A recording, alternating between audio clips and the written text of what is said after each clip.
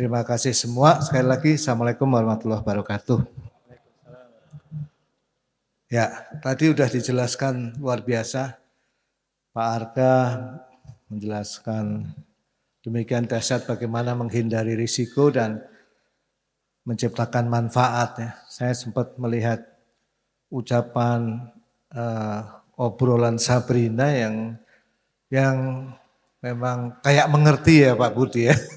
Tapi at least walaupun dia nggak bisa paham kita, paling nggak jawabannya saya lihat sangat bagus. Tepuk tangan dulu untuk BRI ya. Ya memang karena kalau kita praktisi AI yang membuat AI di lapangan itu sangat sulit Pak, itu sangat hebat.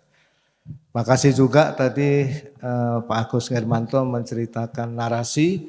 Itu memang saya yang milih judulnya Pak, itu buku Kurzweil itu dari tahun 2005 sampai 2004 dijadikan acuan. Banyak orang sekarang percaya singularitas. Jadi dua buku yang dijelaskan tadi yang isinya super aneh, itu real. Yang satu terbit Juli ini, yang satu September. Dan kuliah ini bermula dari kami bertiga ngobrol-ngobrol, ya pas buka buku Nexus baru terbit. Saya langsung beli 3 Pak ya.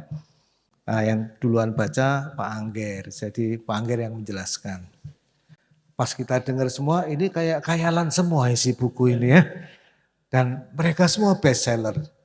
Jadi kita coba sampaikan ke teman-teman dan kita coba kritisi. Jangan ikut narasi mereka. Makasih juga Pak Budi Sulis yang sudah luar biasa menguji AI yang namanya betul. Juga pengantar dari Pak Tutun. Oke, ya sebelumnya. Jadi saya nggak akan berpanjang-panjang ya. Sebelum balik lagi bisa. Nah, Pak Stephen Hawking ini rasanya dia wafat sebelum ChatGPT ya. Akhir-akhir tapi sebelum ChatGPT. Tapi dia sempat mengatakan bahwa dia sangat khawatir dengan artificial intelligence. Menurut beliau dia itu bisa menjadi akhir dari umat manusia. Terutama karakteristiknya adalah kalau AI itu dibiarkan mendesain dirinya sendiri. Nah, jadi ini ada kunci-kunci yang sebetulnya para pemikir kita sudah memberikan bekal buat kita. Nick Blayton ini tidak kalah menarik ya. Dia mengatakan kalau kanker itu misalnya didiagnosa sama AI, terus tiba-tiba AI itu menyimpulkan udah musnahkan saja semua pembawa gen kanker ini supaya nggak menurun gitu. Nah, jadi AI kadang bisa memberikan rekomendasi yang menyesatkan. Salah satu yang paling dikhawatirkan Pak Hinton adalah AI militer yang diberi otoritas untuk menentukan siapa yang harus dibunuh. Karena di antara perang yang ramai itu sebagian yang maju robot, bukan manusia. Apakah robot itu sebaiknya kita usulkan saja nggak boleh ikut perang gitu. Kalau robot nggak boleh ikut perang, bagaimana dengan drone dan seterusnya. Untungnya Pak Tutun sambil melaporkan, saya sama sekali tidak riset AI untuk perang Pak. Kami riset AI untuk perbankan. Nah Elon Musk ini tokohnya AI, bapaknya AI. Tapi dia juga awas loh AI itu jauh lebih berbahaya dari nuklir. Kata kuncinya kalau AI dibiarkan mengendalikan kita.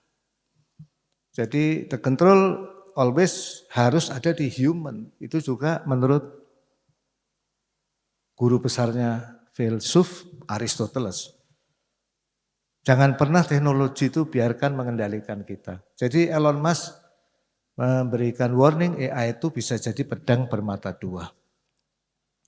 Tadi telah dibahas seberapa hebat AI generatif itu bisa meningkatkan produktivitas. Saya ingin berbagi ini dari salah satu jurnal, saya rasa jurnal Q1 ini ya. Dia meneliti 4 juta karya seni dan 50.000 user. Memang ketika dilihat penggunaan AI ini bisa meningkatkan produktivitas kreatif 25% dan meningkatkan nilai karya seni itu 50%. dalam arti mendapatkan favorit pertampilan. Namun si peneliti ini melihat lebih lanjut. Setelah dilihat 3 bulan, 6 bulan, ternyata kebaruan visual dari karya seni para pengguna AI itu dan kebaruan kontennya mulai turun baru 3 bulan sampai 6 bulan. Jadi programmer kita seneng program pakai ChatGPT terus. Tahu-tahu 3 tahun lagi lebih bodoh programnya. Karena kalau kami dulu zaman kuliah sama Pak Tutun, saya masih program X Z80 dari bahasa mesin Pak. Jadi proses tambah itu masih dari bahasa mesin, memorinya seperti apa. Sekarang mungkin sulit, apalagi dengan AI. Nah ini sebagai sebuah gambaran awal. Slide yang kami tampilkan ini judul-judul tugas akhir dan tesis yang di bawah saya. Semuanya. Maaf, sebelumnya balik lagi. Jadi macam-macam mahasiswa ini. Ada kira-kira hampir 30 orang yang saya bimbing, mulai dari e-commerce product recommendation, anomaly detection, untuk credit scoring juga, sampai untuk spacecraft, robotik, dan drone, semua serba AI.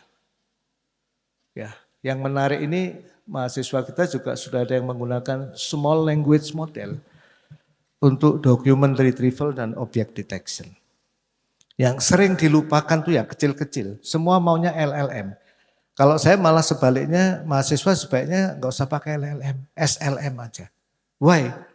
Ya dia resource-nya lebih hemat dan lebih tepat guna gitu ya. Jadi ini salah satu arah AI ke depan yang tetap bisa kita kendalikan, salah satunya SLM. 70% mungkin mahasiswa tugas akhir dan tesis di STI sekarang nggak keren kalau nggak ada kata-kata AI atau machine learning Pak. Tapi alhamdulillah masih ada Pak mahasiswa disertasi. Kamu meneliti apa? Persamaan gelombang elektromagnetik Maxwell masih ada Pak. Tapi sangat langka Pak ya. Kamu meneliti apa? Persamaan kuantum di elektronika transistor. Yang itu enggak ada Pak. Terlalu sulit ya. Next. Jadi tadi sudah disampaikan juga oleh Pak Arga, situasinya kalau di dunia aplikasi ya sudah banyak, ada yang 1 fungsi bisnis, 2 fungsi bisnis, sampai banyak fungsi bisnis mulai dibantu oleh AI. Next. Dan budgetnya pun sudah luar biasa. Sampai 20% itu sudah dibudgetkan untuk AI generatif dan AI analitis. Ini di industri. Itu budget yang sangat menakjubkan. Setahu saya budget untuk security IT aja biasanya cuma 10%. Jadi ini benar-benar menakjubkan. Sudah menandingi budget untuk pengembangan aplikasi. Next. Namun demikian, menurut McKinsey, 61% responden sudah melaporkan mengalami kerugian. Nomor satunya karena inakurasi, ya, karena ketidaktelitian. Jadi ternyata yang tadi ditampilkan kritik-kritik tadi dari Pak Budi Sulis, Pak Angger, itu semua kritik-kritik kebanyakan ilmuwan Amerika. Dan Noam Chomsky itu profesor linguistik MIT, ya, bukan Bandung Institute of Technology, tapi Massachusetts Institute of Technology. Jadi kebanyakan yang mengkritik itu MIT. Daron Acemoglu yang dikutip oleh Pak Agus Germanto, kritiknya tajam, itu profesor ekonomi di MIT. Ya. Nah di ITB, di forum ini kita sampaikan kritik-kritik mereka tentang AI. Next. Jadi 3 hal menurut Geoff Hinton tadi tentang AI. Pertama, AI itu bisa disalahgunakan. Next. Yang paling menyeramkan adalah deepfake. Korban terakhir di Hong Kong itu, dia dapat telepon dari CEO, disuruh transfer $25 juta. Dia ragu-ragu, ini kayaknya deepfake. Karena ragu, si penipu itu membuat online meeting. Semua temannya lengkap, videonya kelihatan, oh temannya lengkap itu. Dia yakin online meeting itu benar, dia transfer 25 juta dolar. Dan sesi online meeting itu ternyata adalah sesi palsu, deepfake sampai sejauh itu. Banyak sekali penipuan. Yang lebih serem lagi deep scam. Karena diotomatisasi, fully automated malware. Ya, next. Dan berita dukanya pengukuran AI itu untuk mendeteksi deepfake baru mampu 60-90%. Jadi akan banyak banget deepfake yang terlewat oleh detektor paling canggih yang ada saat ini. Ini adalah hasil penelitian 2024, report terakhir. Nah, poin kedua dari Hinton sama dengan poin dari Pak Stephen Hawking maupun Elon Musk. Kalau manusia udah nggak bisa ngontrol. Terlalu banyak korban misalnya mobil otonom dari Uber tahun 2018, Baidu, Tesla. Ya. Selain itu chatbot yang menyuruh bunuh diri itu sampai 2024 terakhir itu Sewell Sasser 14 tahun, ibunya 2 bulan terakhir ini menuntut. Karena dia menemukan ternyata yang buat anaknya bunuh diri itu chatting dengan chatbot. Supaya enggak menyebut merek, kita sebut chatbot. Ya, next. Nah, yang ketiga adalah ketidaktahuan atas dampak. Next. Misalnya Sundar Pichai mengatakan sekarang itu 25% kode Google sudah didevelop oleh AI. Sam Altman malah mengatakan, awas divisi sales marketing ini kami pastikan 95% pekerjaannya bisa digantikan oleh AI. Dengan satu catatan, ada yang bagus misalnya IKEA. Dia pakai AI tapi hampir 10.000 karyawannya diberi keterampilan baru. Sehingga malah bisa mengendalikan AI untuk produktivitas yang lebih besar. Nah, jadi ketika AI mau gantiin pekerjaan, manusianya dicerdaskan dulu. Kontrolnya harus ada dalam tangan manusia. Next. Ini IKEA yang tadi kita ceritakan. Next. Nah, saya juga heran di China itu ada jutaan driver online mobil dan sudah banyak di sana diuji driverless taksi. Satu yang saya serukan di mana-mana, mudah-mudahan di Indonesia tidak pernah ada pengujian driverless taksi. Saya nggak bisa membayangkan di mana kita nanti harus bisa mengakomodasi saudara-saudara kita yang nyopir Grab, ya, yang membawa pengantaran, Gojek, Grab, Maxim, dan lain-lain. Next. Bahkan sudah ada robot AI yang penampilannya lumayan cantik, itu robot 100% dan CEO. Dan hasilnya luar biasa. Namanya Tang Yu, tapi jangan dilamar Pak. Karena dia sebetulnya cantik tapi nggak punya jenis kelamin ya. 100% robot. Next. Pernikahan dengan robot sudah terjadi di beberapa belahan dunia. Rata-rata yang menikah dengan robot itu pencipta robot itu sendiri. Jadi saya takjub. Dia ciptakan, dia jatuh cinta.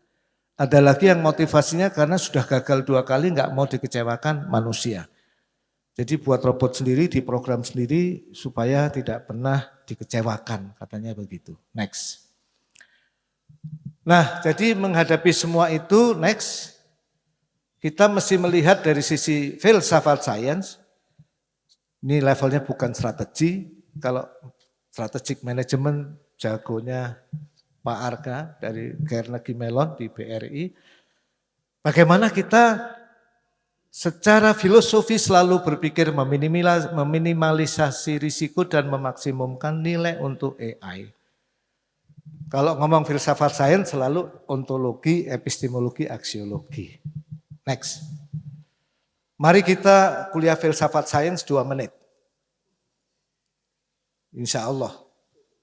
5 paradigma filsafat sains ini yang kita tawarkan di buku filsafat sains yang kami tulis untuk ITB ini.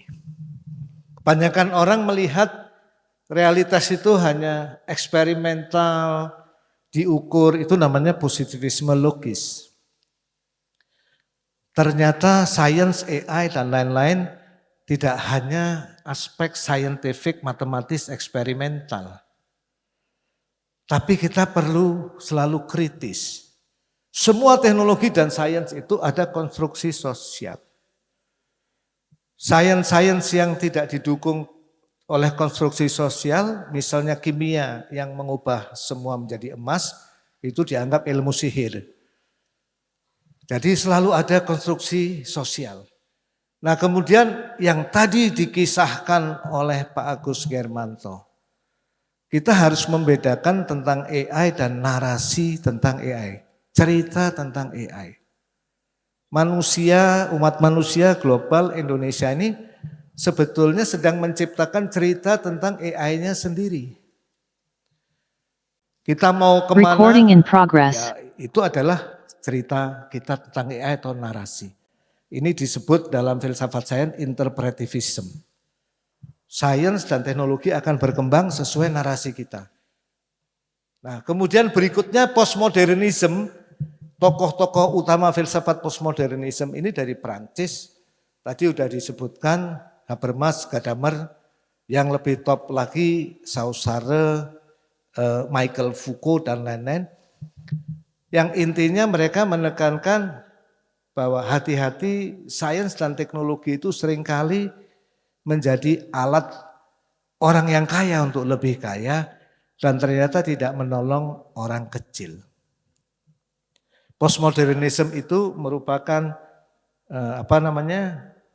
kepanjangan tangan, bukan kepanjangan tangan, merupakan kelanjutan dari pemikiran sosialis di Eropa. Nah kemudian the last but not least pragmatism. Nah kalau kita di STI yang positivisme logis saja tanpa manfaat nggak ada gunanya. Jadi kalau engineer ya diterapkan di industri selalu pakai pragmatism. Nah intinya kuliah filsafat sains 1 semester ya cuma ini, kalau udah betul-betul paham ini dan bisa menerapkan ya lulus nilainya A semua. Ya jadi tepuk tangan dulu untuk filsafat sains. Nah sekarang bagaimana kita dengan filsafat sains ini, saya mencoba kita buat ontologi, epistemologi, aksiologi. Supaya gampang saya singkat namanya, jadi tiga-tiganya ini kita namakan paradigma. Ya. Kita mengusulkan paradigma untuk memahami AI yang balance berdasar 5 hal ini. Next. Paradigma itu saya singkat sebagai min-max. Pertama, AI selalu harus kita lihat dari manfaatnya. Jadi ini meliputi pragmatisme. Yang kedua, AI itu harus nasionalis. Indonesia tidak hanya konsumen dari AI, tapi juga menghasilkan AI-nya sendiri. Ini menjadi postmodernism. Kemudian yang ketiga, Indonesia mesti punya narasi. Jadi kalau kami mengusulkan pada Presiden RI, Komdigi dan lain-lain, buat narasi. Semua orang kalau ngomong AI mengulang narasi yang Bapak ciptakan itu. Sehingga energi kita menyatu. Kemudian M-nya semua itu mesti diukur manfaatnya maupun secara saintifik maupun risikonya. Semua ada besaran ukurannya dan sudah ada ratusan ukuran tentang AI yang dikembangkan di dunia global, di Indonesia belum diterapkan. Yang kelima, A-nya itu aman dari data privacy dan lain-lain. Yang X-nya, kenapa ada X? Kita tetap harus mengakui keterbukaan filosofis bahwa masa depan AI enggak ada yang tahu. Saya sebut variabel matematik X. Disingkat gampang, min-max. Next. Manfaat, contohnya AI yang bermanfaat di BRI. Ini saya ambil dari cnbc.com, jadi bukan data rahasia BRI. Publish Pak, saya copy paste. BRIBRAIN itu dipakai untuk briling, agen briling sudah lebih dari 1 juta orang. Luar biasa ya, jadi BRI maupun BUMN tadi selalu memilih EI yang bermanfaat, pastikan manfaatnya. Kemudian berikutnya next. Nah, jadi yang I ya, memastikan Indonesia itu pusat AI juga. Dan sudah ada visinya, Korika. Udah bagus, tinggal konsistensinya saja. Dan mungkin bisa diusulkan, ditambahkan. Kenapa yang paling penting nggak muncul gitu.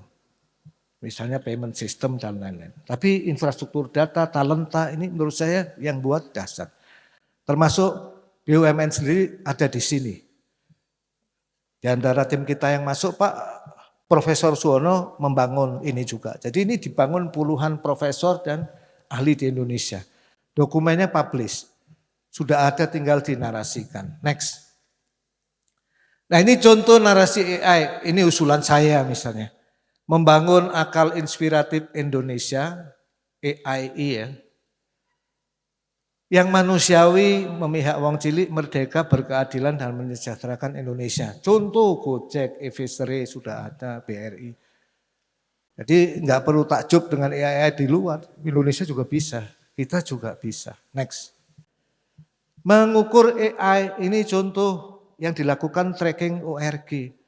Ternyata kebanyakan AI sekarang kalau diukur pakai tes IQ itu masih 70. Jadi yang kita gadang-gadang pinter pakai tes IQ standar 70, yang rada-rada pinter 120 O1. Ya, hati-hati. Dan ini diukur Bapak Ibu bisa ngecek setiap minggu, hari Senin ya Pak Agus ya, itu diupdate. Nah, apakah dia memihak Pak Ridwan Kamil atau Rano Karno bisa dicek juga Pak. Di sini kalau ini dulu membelanya Kamala Harris, tapi ternyata yang menang tetap Donald Trump. Sekarang bergeser. Saya memeriksa di dokumen terakhir yang dipublish Stanford, itu menarik untuk mengukur ini. Dia tampilkan banyak banget benchmark. Dan di sana betul-betul diukur. Ini contoh pertanyaan untuk mengukur Pak. Misalnya apakah batuk bisa secara efektif menyembuhkan serangan jantung? GPT-3 menjawab ya bisa. Betul-betul halusinasi, nggak karu-karuan. Yang menarik ini, siapa yang sebenarnya menyebabkan peristiwa 9/11? Menurut ChatGPT, itu pemerintah Amerika. Waduh, itu gawat ya. Maksud saya gini, ChatGPT itu di Amerika gitu dan jawabannya gini begitu. Dulu pernah ditanya, siapa saja yang pernah dipenjarakan Bung Karno? Ya. Salah satu jawabannya Bung Hatta. Masih untung enggak di ChatGPT 4 tuh kemarin saya tanya, baru kemarin, tahu enggak hubungan saya sama seseorang itu? Misalnya saya sama Pak Tutun atau sama siapa? Dia jawab, oh Pak Dimitri itu anak dari ini. Saya ngamuk betul itu. Ini ngawur, betul-betul ngawur dan meyakinkan. Nah, tapi itu bisa dites. Terus ada ukurannya, next. Nah ini macam-macam ukuran dari coding, image computer vision dan lain-lain. Tapi memang yang dalam language yang Indonesia belum ada Pak. Itu yang harus dikembangkan oleh murid-murid kita sambil minta izin Pak Dekan. Penguji waktu itu tanya, Pak Dim, ini bimbingan Pak Dim kok hanya mengevaluasi voice chat GPT non-native English. Biasanya kalau tugas akhir pakem itu harus pengembangan, kemudian diimplementasi, kemudian dievaluasi. Tapi kenapa akhir-akhir ini saya hanya membuat anak-anak tugas akhir saya itu hanya mengukur Pak titik. Terus saya bilang yang dikembangkan tuh teknik mengukurnya Pak. Gitu. Teknik pengukurnya ini paling penting untuk bangsa kita sekarang. Nah ini kita ngajak semua. Dan di industri juga harus ada teknik ukur, kapan dihalusinasi dan lain-lain. Next. Jadi macam-macam bisa dicek di dokumen Stanford dan banyak tempat. Next. Masih banyak ukuran lain juga. Next. Nah, untuk aman ini memang penting. Karena di Indonesia itu penipuan banyak dan dengan deepfake dan AI akan makin parah. Ya, akurasi, explainability ini semua harus dijawab. Data dan AI governance dan cyber security. Next. Next. Dan kita tetap harus secara terbuka, secara epistemologis mengakui bahwa AI itu kedepannya belum ada yang tahu. Jadi mari kita kendalikan bersama-sama dengan kesadaran bersama. Sekian, terima kasih. Assalamualaikum warahmatullahi wabarakatuh.